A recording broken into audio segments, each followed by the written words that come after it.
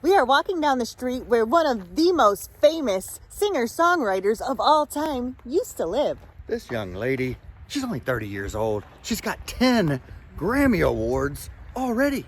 What's she gonna do by the time she's 40, 50, 60? It's insane how successful she's been at such a young age, but that is partly because she started so young. And of course, she has gained a huge following worldwide. We're talking about Taylor Swift. In this video, we're taking you to a couple of her childhood homes, to some of her schools, her hometown tour. Can we call it that? That sounds good, right? The Taylor Swift hometown tour. We're so excited. This is gonna be a lot of fun. We cordially invite you to come along for the adventure. Come along.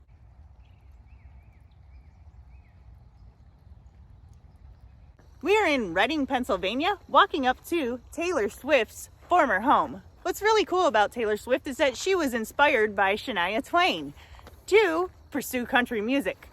She would listen to Shania, and she said that it made her feel like she wanted to run around the block 4 times and daydream about things all day long. Look how beautiful it is up here in the mountains of Reading, Pennsylvania. This is the view she had on the way to school, on the way to the store, whatever, all the time. And I bet Christmas was beautiful up here. A lot of snow. Of course, they had the Christmas tree farm, Pine Ridge Farms, which she talks about in her song. She shows videos of her as a child at the house that we are at, literally right now. Let's flip around right here and take a peek. Sure enough, there it is. Taylor Swift's childhood home. Now let's walk up here, because there's some interesting things from this location. Of course, the Christmas tree farm song. And there were a lot of home recordings that they showed from right here. They used to grow Christmas trees on this property. Plus, I think they had another property down the road. I guess they didn't sell a ton of Christmas trees, but they did have a Christmas tree farm, which would be pretty cool to grow up a farm. Sorry, we're out of breath. We're up climbing the mountains. We parked a little ways down. All right, so there's a couple other interesting things here. There's a video available of her online where she's riding her bicycle. She got this in November of that year. Her birthday's not till December 13th, but she got that bicycle a little bit early. And there's a video of her riding it there. The van was parked there, the Swift van, and she would ride right through here. And of course, this building right here plays an important role as well. That was used in the Christmas tree video. And there's a picture of Taylor Swift standing in front of that barn. There's one of her as a child, and then another one of her later when she came back to visit this spot. From what we were reading, she actually showed up here one day, just pulled up. The homeowner was standing out here. They rolled down the window. Taylor Swift says, "Hey, I used to live here." And his response was, "I know." So that was probably a pretty cool moment for both of them to share together. Let's take a closer look at the house. It's a beautifully landscaped property with rose bushes, flowers, and luscious green grass. Here is the entrance to the house, which can be seen in the Christmas Tree Farm music video. Taylor used many home videos from this property in that music video. The wooden post can be seen in the video. However, it's not clear if the swing was there at the time. But the wooden bench behind the flag is shown in the video. Here's a closer look at the storage shed that was also shown in the video. It's the one Taylor stood in front of for an Instagram post in 2018. The post is captioned with, "Take me home," with a picture of her standing in front of this building, holding a picture of her as a child, standing in the same spot. Right over here is where Andrew Orth used to live. He took thousands of pictures of Taylor Swift when she was younger. That's right, that barn building right up over Heather's head right there, which we'll try to get a better look at it in just a minute. But that's where his photography studio was. He said at one point in time he had thousands of pictures of her in that barn. Some of those pictures have actually been used on t-shirts and different things for Taylor over the years. Also, his mother used to babysit, because they literally live right next door to where Taylor grew up at. So his mother used to babysit for Taylor and her brother Austin for many years as they were growing up. Actually, we may have been incorrect earlier, because it appears the red building way back there was the barn which was used as a photography studio. Taylor Swift came back many years later to visit her room in this house right here. On one occasion, she saw little girl stuff in her room, and it reminded her of how her room used to be when she lived here as well. Yeah, that's got to be an amazing feeling to be able to be let back in to your childhood home, the house that built Taylor Swift. However, there's another house that also built her. And we're going to head there in a little bit. We've also got some schools to show you. We got a lot of exciting stuff still coming up in this video, so y'all stay with us. Hang in there. Stay tuned. building used to be known as Alvernia Montessori School. Taylor Swift went to preschool and kindergarten at the school. And an interesting fact is she donated $5,000 to the school, and the kids made her a big Valentine's Day card and thanked her. Yeah, that was back in 2010 when she made the donation. I think the school closed in 2014. It appears that another school has opened here, though. Seems like there's a school there. We're not sure what it is, though. Do you know?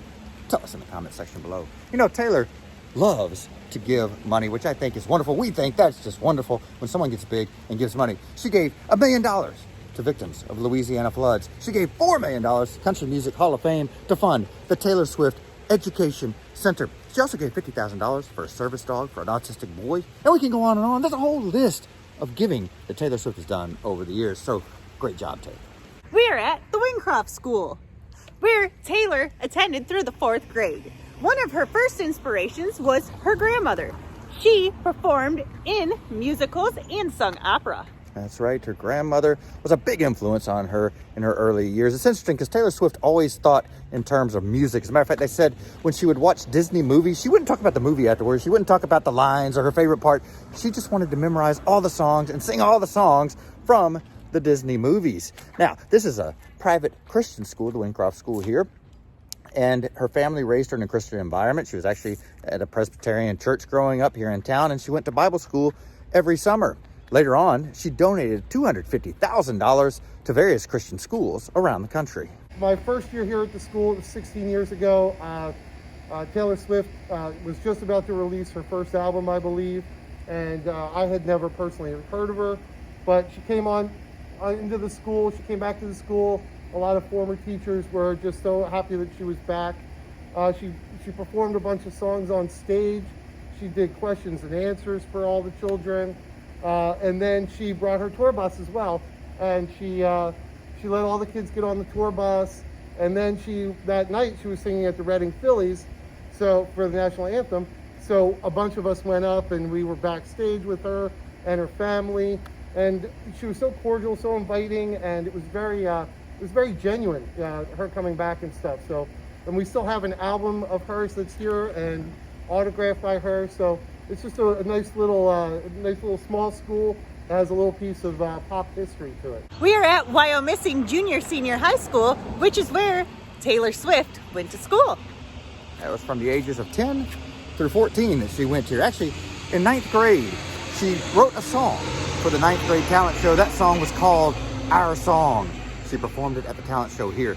So it wasn't written actually for her debut album, but she did decide to put it on there. It became a #1 single. It also won Video of the Year and Female Video of the Year at the 2008 CMT Music Awards show. When Taylor Swift went to school here, she went to New York many times to get acting and singing lessons because she dreamed of starring in a Broadway show. However, she switched off to music. Yeah, she really started getting into country music, and that's what she decided to pursue instead of Broadway. Interesting note about her debut album. Of course, it was called Taylor Swift. The last song was called Our Song. Now, there was a reason for that, because the last line of the song says, "Play it again." Sure enough, her and her producers were hoping that would make people think, maybe I should play it again. Did you play it again? Did you? Tell us in the comment section below. Imagine buying a house and then having some people stand outside of it taking pictures and videos like we do and wondering why on earth are they doing that? Well, that happened to the people that lived in this house right here. That's right. The people that lived here had no idea that this used to be Taylor Swift's house. Now, the people that live here now probably did know that because they actually used that in the real estate book, in the advertisements for the house, that, hey, this is the house Taylor Swift used to live at. I'm trying to walk backwards. I'm about to fall all over myself. All right, so this is Taylor Swift's home here in Wyomissing. She said that when they moved here, she was 10 years old. She didn't know anybody here. She didn't have any friends. Nobody talked to her. So she said the one thing that she thought about all day while she was at school was the excitement of getting home to this house right here, where she had her diary, she had her paper, she had her pens, and she started writing in her diary. She started writing poems. She started writing songs, and so many of the songs she wrote that became huge hits were written right inside this house right here. Think about that. That is crazy to think about. What songs are written in here? Do you know?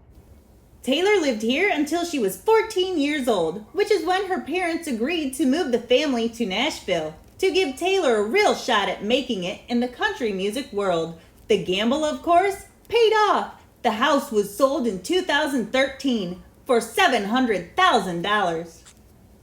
When Taylor Swift lived in this house right here, she actually watched a documentary on Faith Hill, and that inspired her to want to move to Nashville. That's right. I'm sorry. I'm chuckling. We got bugs flying all over our faces. It's very difficult right now. Speak quick. I'm going to eat some extra protein. Extra protein. It gets stuck in Heather's lip gloss right there. Sometimes yesterday it did in one of these locations up here in the mountains. What a beautiful area. Again, they moved into a gorgeous house. Actually, they made the owners that didn't know Taylor even lived here. They made like, what was it? How much extra money did they make off this house? $220,000 more than they bought it for because they used Taylor Swift in the advertising. I think that helped raise that price on up a little bit. Y'all be sure to hit the like button, smash the subscribe button, and ring the notification bell so you can come along with us on future adventures. Come along, unless you're these bugs. No, we don't want them to come along. Get out of here. Get out of here. Bye-bye.